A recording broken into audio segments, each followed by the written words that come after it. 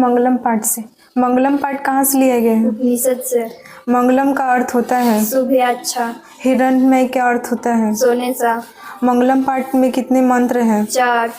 मंगलम पाठ में कितने श्लोक हैं? 5। सत्य का मुंह किस बर्तन से ढका हुआ है? सोने का।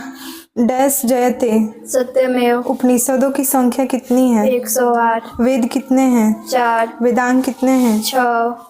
अवगुण कितने हैं? 6। नरक के द्वार कितने हैं? 3। कौन अजन्मी है? आत्मा। किसकी हमेशा जीत होती है? सत्य की। कौन परेशान हो सकता है लेकिन पराजित नहीं? सत्य। सबसे बड़ा धर्म क्या है? सत्य बोलना। छोटा से छोटा क्या है? आत्मा। कौन बड़ा से बड़ा है? आत्मा। कौन महान से महान है? आत्मा।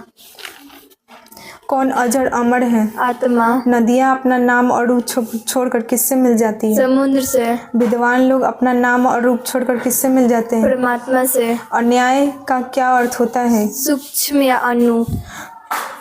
कौन अंधकार को दूर करता है? सूर्य की रोशनी। मंगलम पाठ के आधार पर आत्मा की विशेषता बतलाए। मंगलम पाठ के आधार पर आत्मा छोटा से छोटा है, बड़ा से बड़ा है, महान से महान है, यह अजर अमर है, यह इसका कभी नाश नहीं होता, यह एक शरीर को छोड़कर दूसरे शरीर में धारण करता है। मंगलम पाठ के आधार पर सत्य की महत्ता पर प्रकाश डाले। मंगलम पाठ के आधार पर सत्य बोलना सबसे बड़ा धर्म है। सत्य परेशान हो सकता है लेकिन पराजित नहीं। सत्य का मुंह सोने का बर्तन से ढका है। सत्य की हमेशा जीत होती है, असत्य हमेशा हारता है। किस प्रकार विद्वान लोग परमात्मा से मिल जाते हैं? जिस प्रकार नदियाँ अपना नाम और रूप छोड़कर समुद्र से मिल जाती है, ठीक उसी प्रकार विद्वान लोग अपने नाम और रूप छोड़कर परमात्मा से मिल जाते हैं।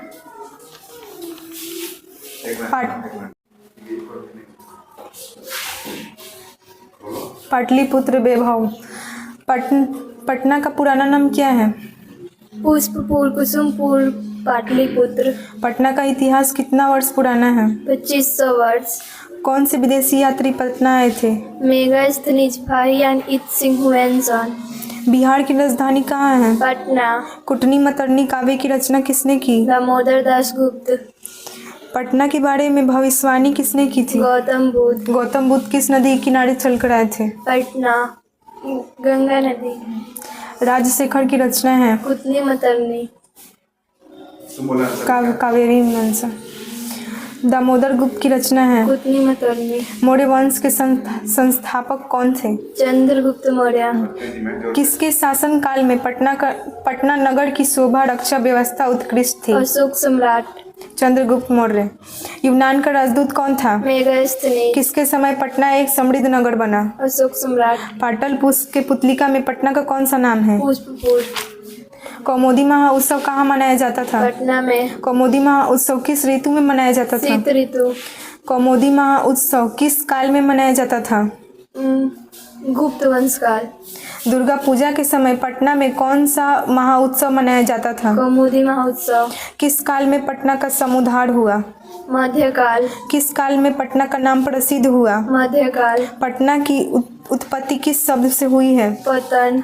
गोलघर कहाँ है? पटना में। मौर्य काल के अवशेष कहाँ मिले? पटना में। सिख संप्रदाय के पहले गुरु कौन थे? गुरु नानक जी। सिख संप्रदाय के 5वें गुरु कौन थे? गुरु अर्जुन देव। सिख संप्रदाय के 10वें गुरु कौन थे? गुरु गोविंद सिंह। 2 मार्क्स। पटना सिख संप्रदाय के लोगों के लिए धार्मिक स्थल है कैसे? पटना सिख संप्रदाय के 10वें गुरु गोविंद सिंह का जन्म पटना में ही हुआ था। पटना में गुरुद्वारा है, यहाँ देश विदेश से लोग माथा टेकने आते हैं। इस तरह हम कह सकते हैं कि पटना सिख संप्रदाय के लोगों का धार्मिक स्थल है। गौतम बुद्ध ने पटना के विषय में क्या कहा था? गंगा नदी के किनारे चलकर आए हुए गौतम बुद्ध ने पटना के बारे में यही कहा था कि पटना भविष्य में नगर बनेगा, लेकिन यहाँ तरह तरह की आपदा जैसे आतंकवाद ये सब आते रहेंगे। पटना के खास स्थलों का जिक्र करें। पटना बिहार की राजधानी है। यहाँ की पालिका देवी पटन देवी है। यहाँ सचिवालय, म्यूजियम, चिड़ियाघर, गोलघर आदि है। कौमुदी महोत्सव के बारे में बताएं। पटना में गुप्त वंश काल। गुप्त वंश काल में यह महोत्सव मनाया जाता है था। यह महोत्सव दुर्गा पूजा के समय मनाया जाता था, शीत ऋतु में मनाया जाता था। आज यह बहुत कम वहाँ मनाया जा रहा है। आलस कथा। आलस कथा पाठ कैसी कथा है? पुरुष परीक्षार्थ। आलस कथा पाठ के लेखक कौन थे? विद्यापति जी। मिथिला मुख्यमंत्री कौन थे? वीरेश्वर। मंत्री वीरेश्वर। मंत्री वीरेश्वर का स्वभाव कैसा था? दानशील और दयालु। पहले अलसी ने क्या कहा था? बहुत शोरगुल हो रही है, चौथे अलसी ने क्या कहा? चुपचाप सो जाओ। आलस कथा पाठ में अलसियों की संख्या कितनी थी? 4। सैनिकों ने अलसियों का क्या पकड़कर बाहर किया? केस। तीसरे अलसी ने क्या कहा? कोई भला आदमी आता और आग बुझाता और हमें बचाता। तीसरे अलसी ने क्या कहा था? कोई भला आदमी आता और आग बुझाता और हमें बचाता। दूसरे अलसी ने क्या कहा था? लगता है आग लगी है। आलसला में आग लगने से कौन नहीं भागे? 4 पक्के आलसी। आलसला में आग लगने से कौन भाग गए? धूर्त लोग या कम आलसी। किसका स्वभाव दानशील और दयालु था? मंत्री वीरेश्वर का। विद्यापति की रचना है। आलस कथा। किसे मिथिला की कवि भी कहा गया है? मंत्री वीरेश्वर। विद्यापति को। आलस कथा पाठ से हमें क्या शिक्षा मिलती है?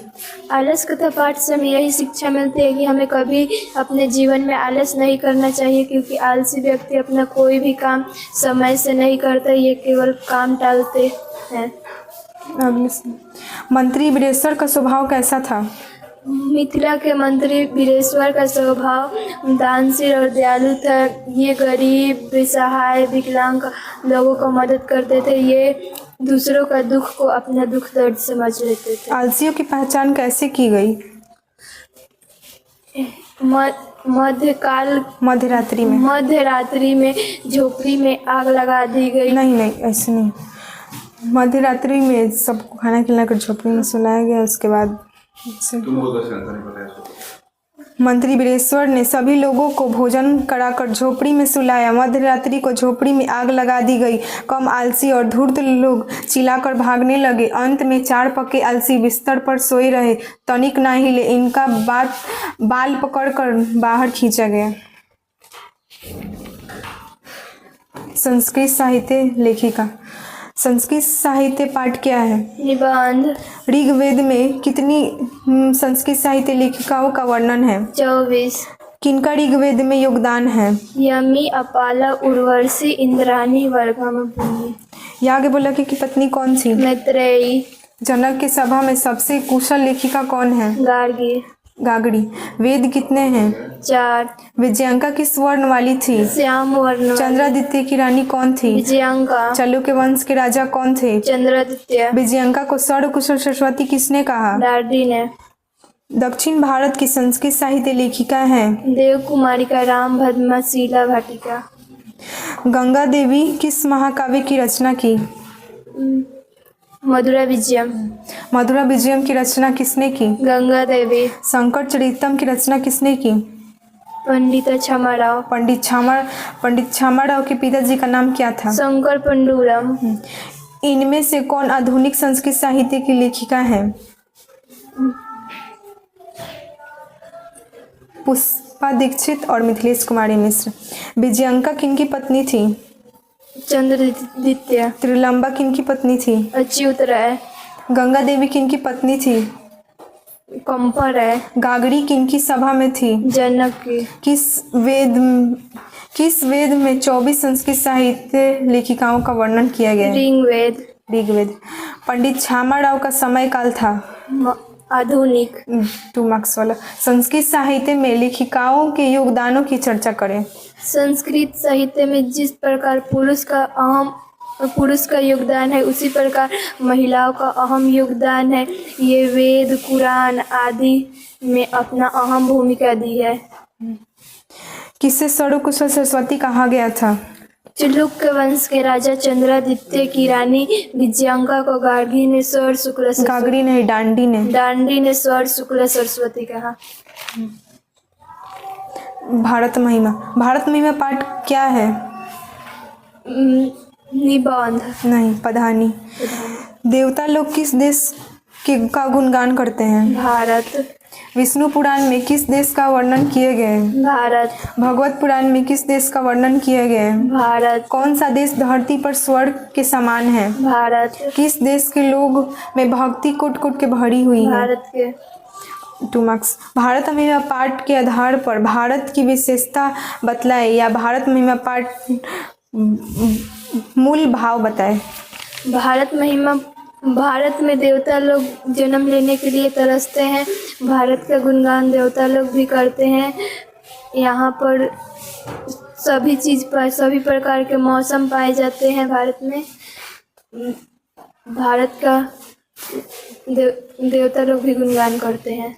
देवता लोग यहाँ पे जन्म लेने के लिए तरसते हैं। सर 5 पाठ तक है। भारतीय संस्कारा नामक पाठ क्या है? निबंध। कुल कितने संस्कार हैं? 16। कुल कितने श्रृंगार हैं? 16। कुल संस्कारों को कितने भागों में बांटा गया है? 5 भागों में। जन्म के पूर्व कितने संस्कार हैं? 3। इनमें से कौन सा जन्म के से पूर्व संस्कार है? गर्भधान, पुंसवन, संतानों। शेषो संस्कार कितने हैं? 6। इनमें से कौन शेषो संस्कार है? जातकर्म, नामकर्म, निष्कर्म, चुटकर्म, अंग परिवहन और कर्म वेदांत। वेद सूचती। किसे सबसे पवित्र संस्कार माना गया है? विवाह संस्कार को। दाह संस्कार को डैश संस्कार भी कहते हैं। अंतिम संस्कार। शिक्षा के कितने संस्कार हैं? 5। इनमें से कौन शिक्षा से जुड़ा संस्कार है? अक्षरम, उपनयन, वेदांतम, वेदारम, केशान और समावर्तन। किस संस्कार को लोग मरने के बाद पूरा करते हैं? अंतिम संस्कार को। इनमें से कौन सा विवाह संस्कार का क्रम कांड है? वधु पक्ष का बोलो और तेजी से बोलो।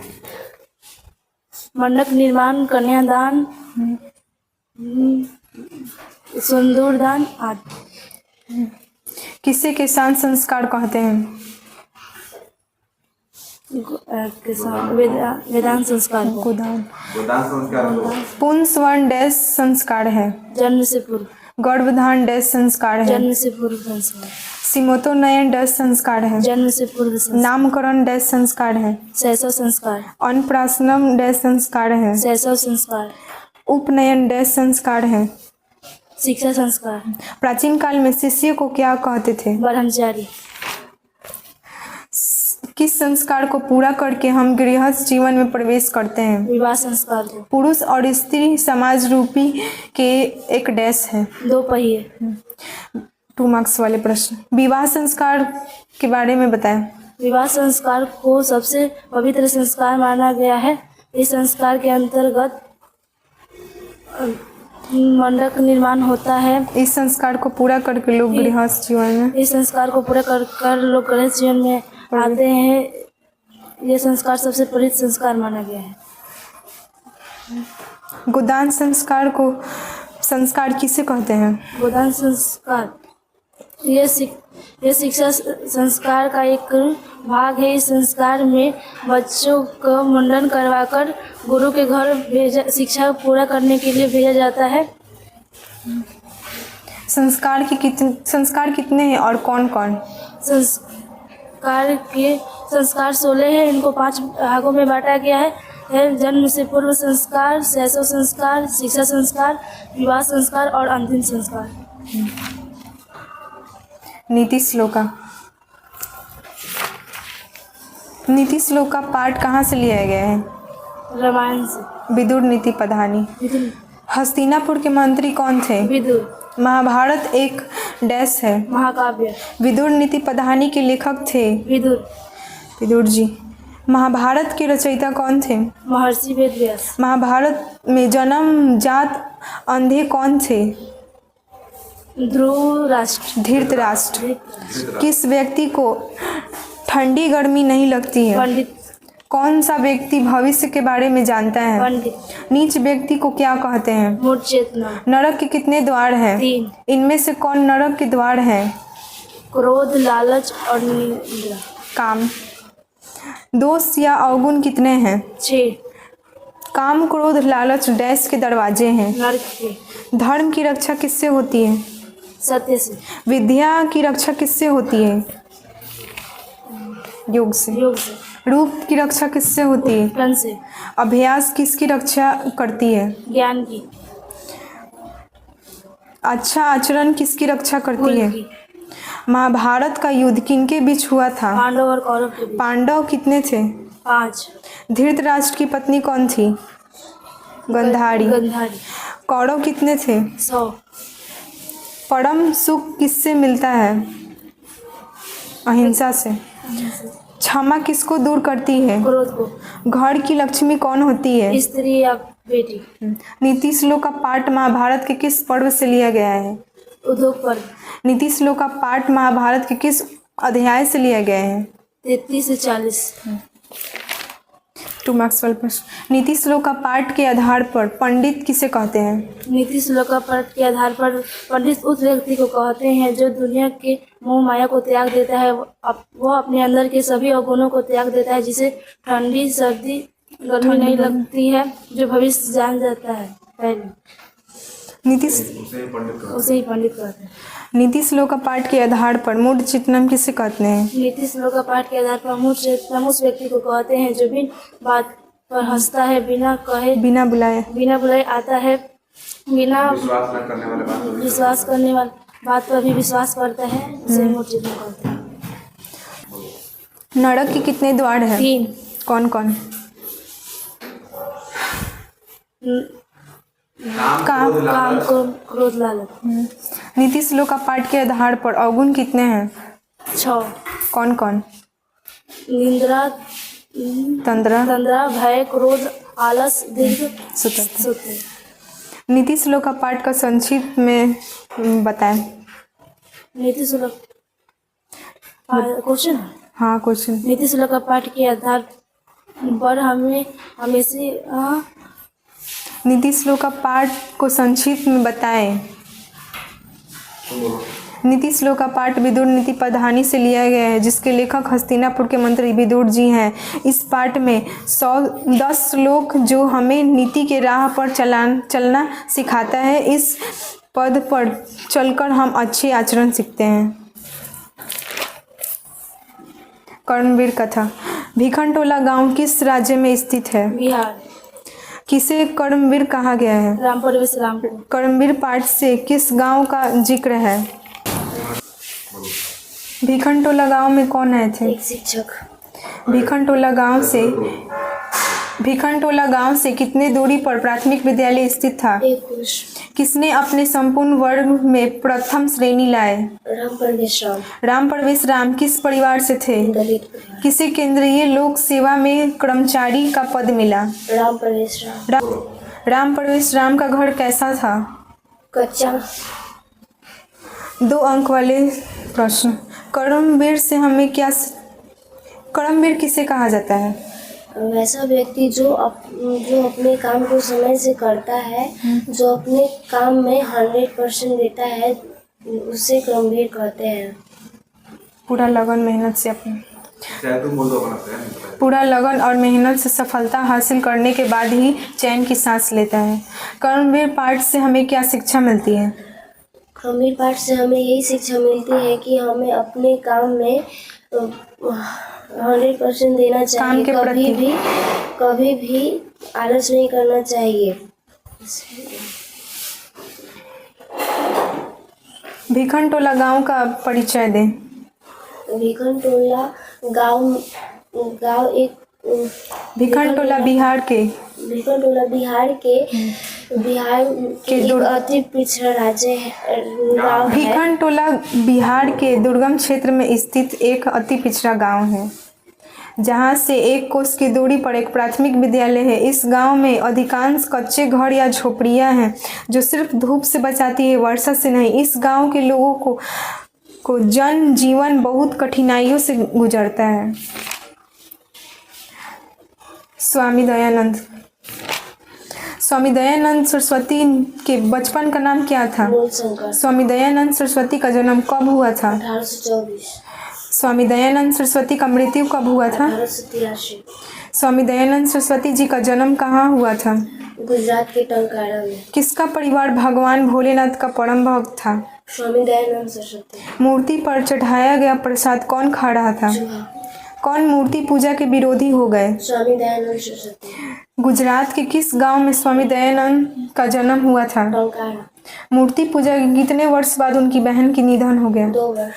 किसकी मृत्यु के बाद स्वामी दयानंद प्रयाग हो गए? अपनी बहन। आर्य समाज की स्थापना कहाँ हुई? मुंबई में। आर्य समाज की स्थापना कब हुई? 1875। आर्य समाज की स्थापना किसने की थी?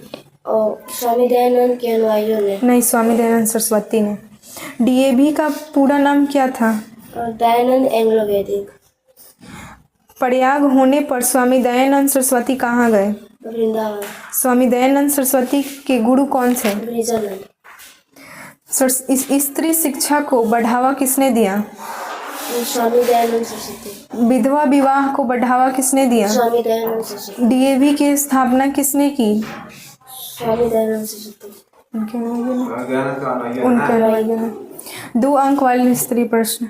स्वामी दयानंद सरस्वती मूर्ति पूजा के विरोधी कैसे हुए? स्वामी दयानंद सरस्वती का पूरा परिवार भगवान शिव का भक्त था। महाशिवरात्रि के दिन सभी परिवार भगवान शिव की पूजा कर रहे थे।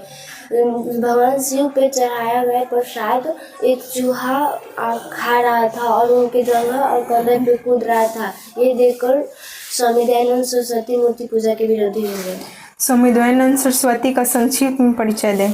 स्वामी दयानंद सरस्वती का पूरा परिवार। जन्म उनके बारे में स्वामी बताएं। दयानंद सरस्वती का जन्म 1883 में 24 ईस्वी 1824 में हुआ था। इनका पूरा परिवार भगवान शिव का भक्त थे। इन्होंने अपने अनुयायियों के साथ डीएवी की स्थापना की। आर्य समाज की स्थापना 1875 में मुंबई में की और विवाह सती प्रथा और बाल विवाह को भी रोका। आर्य समाज की स्थापना कब हुआ? 1875। अरे उसका 2 नंबर वाला क्वेश्चन है। आर्य समाज की स्थापना मुंबई में 1875 में हुई। आर्य समाज के लोग मूर्ति पूजा के विरोधी थे। स्वामी दयानंद सरस्वती बाल विवाह और सती प्रथा को भी रोके। नहीं, ऐसे नहीं। आर्य समाज की स्थापना सन 1875 ईस्वी में हुआ। स्वामी दयानंद सरस्वती के अनुयायियों ने दयानंद एंग्लो वैदिक की स्थापना की और इन्होंने बाल विवाह पर रोक लगाया। मंदाकिनी वर्णम पाठ कहाँ से लिया गया है? रामायण से। रामायण के लेखक कौन थे? रामायण के वाल्मीकि जी। रघुवंश किसकी रचना है? वेदव्यास। रघुवंशन बल किसकी रचना है? कालिदास।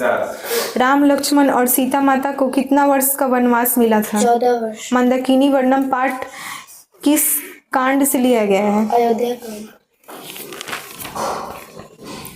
मंदाकिनी वर्णम पाठ किस सर्ग से लिया गया है? 55। मंदाकिनी 95 ठीक है। 95। 95 सब होगा भाई बोलो।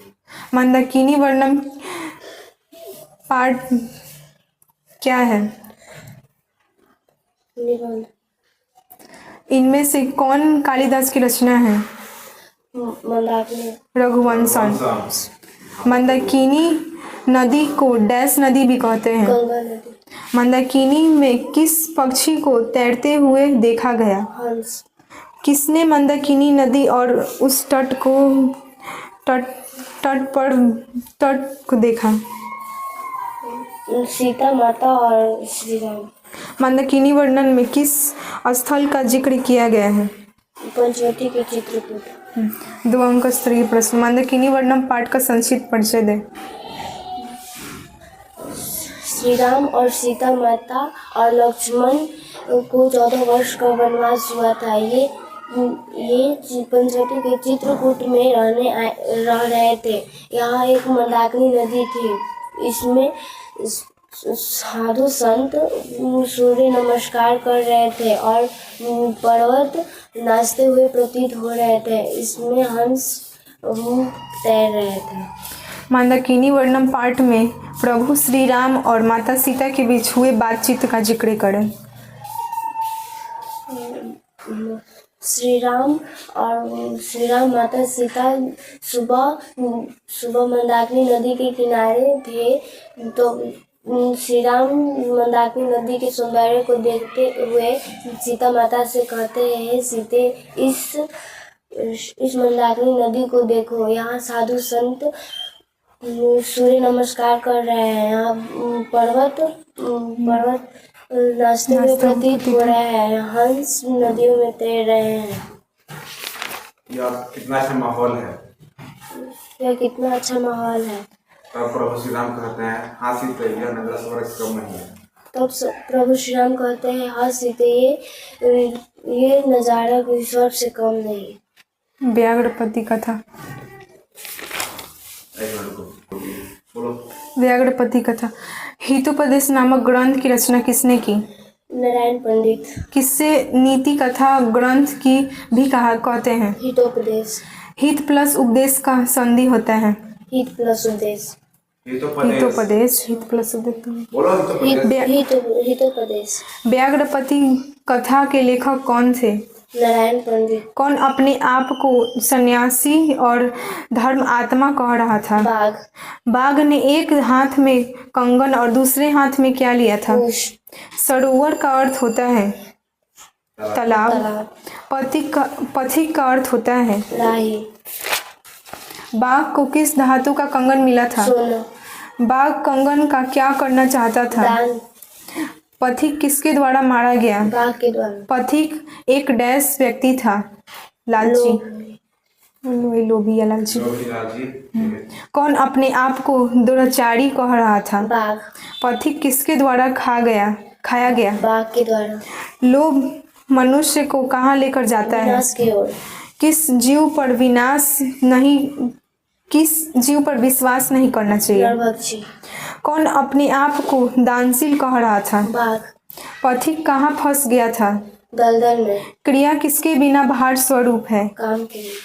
हितोपदेश का अर्थ होता है हित या भलाई। कौन लोभ से प्रभावित हुआ? और पथिक।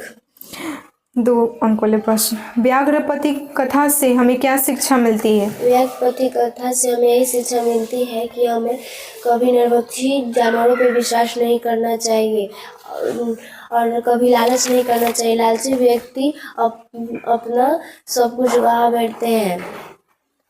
हितोपदेश से क्या तात्पर्य है? हित प्लस उपदेश और हितोपदेश लोगों की हित में किया गया कार्य ही हितोपदेश कहलाता है। यह एक ग्रंथ है। इसमें कई रचनाएं हैं जो हमें हित और नेक राह पे चलने की सीख देती हैं। बाघ आने जाने वाले पथिकों से क्या कह रहा था? बाघ आने और जाने वाले पथिकों से कह रहा था कि मैं बहुत दुराचारी था, अब मैं सुधर गया हूँ। मैं सोने का कंगन दान में देना चाहता हूँ। अपने पापों का प्रायश्चित करना चाहता हूँ। पथिक बाघ द्वारा कैसे मारा गया? बता। पथिक बाघ द्वारा कैसे मारा गया? बाघ एक हाथ में कंगन और दूसरे हाथ में कुश लेकर सरोवर के किनारे बैठा था। सभी आने जाने वाले लोगों को कह रहा था कि मैं इस कंगन को दान में देकर पुण्य का भागी होना चाहता हूँ। कोई भी राही बाघ की बातों में नहीं आ रहा था। एक राही पथिक बाघ की बातों में आ गया, कंगन लेने के लिए आगे बढ़ा, सरोवर में स्नान करने गया, दलदल में ही फंस गया। इस तरह पथी मारा गया। कर्ण से दानवीरता। महाभारत के रचयिता कौन थे? महर्षि वेदव्यास। कर्ण की माँ का क्या नाम था? कुंती। कर्ण के पिता का नाम क्या था? सूर्य सूर्यदेव।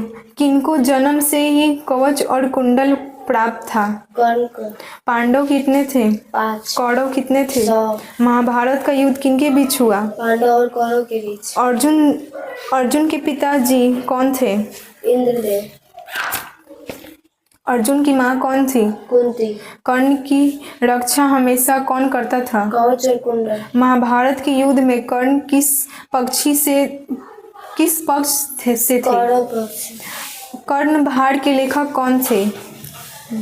भास जी। साधु के भेष में कौन आए?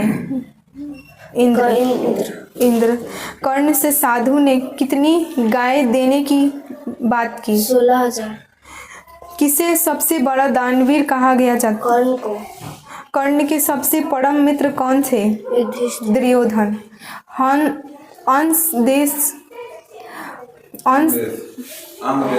अंग देश के राजा कौन थे? कर्ण किसने पुत्र मोह में पड़कर कर्ण से कवच कुंडल की मांग की? इंद्र किसने कहा मैं आपको पूरी पृथ्वी जीत कर देता हूँ? इंद्र ने कर्ण ने। कर्ण के युद्ध कौन थे? सॉरी। कर्ण का युद्ध किसके साथ होने वाला था? हाँ। अर्जुन के साथ किसे कौंतेय भी कहा जाता था? कर्ण को कर्ण से दानवीरता पाठ किस ग्रंथ से लिया गया है? महाभारत कौन सूर्य पुत्र थे? कर्ण साधु ने कर्ण से दान स्वरूप क्या मांगा? कवच और कुंडल ब्राह्मण के भेष में इंद्र ने कर्ण को दीर्घायु होने का आशीर्वाद क्यों नहीं दिया? भारत का युद्ध चल रहा था। कर्ण और अर्जुन के बीच युद्ध होने वाला था। अर्जुन के हारते हुए इंद्र नहीं देखना चाहते थे, इस कारण इंद्र कर्ण से कवच और कुंडल दान में मांगने गए। जब कर्ण ने उनसे आशीर्वाद मांगा तो इंद्र ने उन्हें दीर्घायु होने का वरदान नहीं दिया। कर्ण के कवच और कुंडल की क्या विशेषता थी? कर्ण को बचपन से ही जन्म से ही कवच और कुंडल प्राप्त थे। ये कवच और कुंडल उनकी रक्षा करती थी। वे इस पे कोई अस्त्र शस्त्र काम नहीं करते थे। जब भी कोई अस्त्र आता था तो कवच कुंडल प्रकट होकर इनकी जान की रक्षा करता था। पूरा बोलो। कर्ण की दानवीरता की व्याख्या करें। कर्ण बहुत बड़े दानवीर कहलाते हैं। इंद्र ने इनसे उनका कवच और कुंडल मांग लिया था। इन्होंने खुशी कवच और कुंडल दे दिए। ये रोज सुबह स्नान करते थे और सूर्य नमस्कार के बाद जो भी कुछ इनसे मांगता था वो दे देते थे।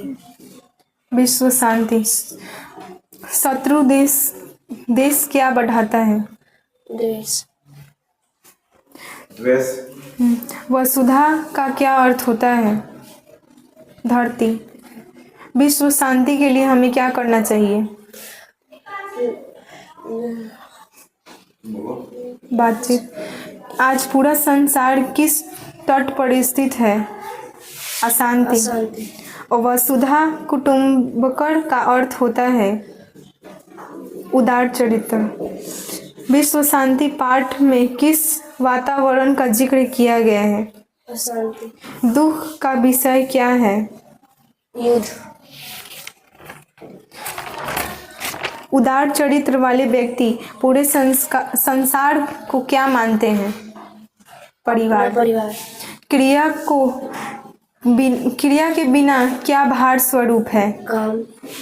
भारतीय दर्शन का मूल तत्व किसे माना जाता है? एकता। देश के बीच झगड़ों को कौन बढ़ाता है? शत्रु देश। बोलो शत्रु देश। अशांति का कितने कारण हैं? बोलो तो फटाफट बोलो ना, तुम ही बोल दो, जल्दी बोलो। शांति के दो 2 मार्क्स वाले प्रश्न। विश्व शांति पाठ का संक्षिप्त परिचय दे। बोलो बोलो। विश्व शांति नामक पाठ एक निबंध है जिसमें पूरे संसार को अपना परिवार माना गया है। सभी देश एक दूसरे से मिलकर रहे, किसी भी प्रकार का युद्ध ना हो, सब देश एक दूसरे के साथ तरक्की करें, सभी देशों में एक दूसरे के प्रति परिवार की भावना हो। वसुधैव कुटुंबकम से आपका क्या तात्पर्य है? उदार चरित्र वाले लोग पूरे संसार को अपना परिवार मानते हैं। ये सभी को अपना भाई बहन मानते हैं। इसे ही वसुधैव कुटुंबकम कहते हैं। मिलजुल कर रहते हैं, कभी झगड़ा नहीं करते। मिलजुल कर रहते हैं और कभी झगड़ा नहीं करते हैं। शास्त्रकारा किसे ज्ञान का शासक कहते हैं? शास्त्र। वेदांग कितने हैं? 6। इनमें से कौन वेदांग है? शिक्षा, कल्प, शिक्षा, कल्प, छंद, व्याकरण, ज्योतिष, निरूपण पुस्तक का परिभाषी शब्द है। शास्त्र। संख्या दर्शन का प्रवर्तक कौन थे? कपिल। आयुर्वेदिक के जनक कौन थे? चरक। योग दर्शन के प्रवर्तक कौन थे? पतंजलि। न्याय दर्शन के प्रवर्तक कौन थे? गौतम। बेसिक दर्शन के प्रवर्तक कौन थे? कनाद। मीमांसा दर्शन के प्रवर्तक कौन थे? जैमिनी। वेदांत दर्शन के प्रवर्तक कौन थे? वादरायण। चरक कौन थे? आयुर्वेद के जनक। कपिल किसके प्रवर्तक थे? संख्या दर्शन। किसका अध्ययन करके हम ज्ञानी बनते हैं? शास्त्र का। वादरायण किसके प्रवर्तक थे? वेदांत। जैमिनी किसके प्रवर्तक थे? मीमांसा दर्शन। पतंजलि किसके प्रवर्तक थे? योग दर्शन। गौतम किसके प्रवर्तक थे? न्याय दर्शन। शास्त्रकारा 2 मार्क्स वाले प्रश्न। शास्त्रकारा पाठ के आधार पर शास्त्र की विशेषता बतलाएं। वैसा पुस्तक जो हमें नेक की राह पर चलने की सीख देता हो, जिससे हमें अच्छा बुरा का ज्ञान हो, उसे शास्त्र कहते हैं। ज्ञानी बनाए। वेदांग कितने हैं और कौन कौन? वेदांत 6 हैं। शिक्षा, कल्प, व्याकरण, निरूपण, छंद, ज्योतिष। शास्त्र और शस्त्र में क्या अंतर है? शास्त्र पुस्तक है जो हमें नीति की राह पे चलने की सीख देता है और इसे ज्ञान की भाषा भी कहते हैं। ज्ञान का शासक भी कहते हैं। इससे हमें अच्छे बुरे का ज्ञान होता है। और शास्त्र हमें अहिंसा का बढ़ावा देता है। हो गया सर। बोलो, इस तरह संस्कृत में पाठ 1 खत्म हुआ। बोलो, इस तरह हमारा संस्कृत का पाठ खत्म हुआ। पहला संस्कृत की किताब खत्म हो गया। पहला संस्कृत का किताब खत्म हो गया।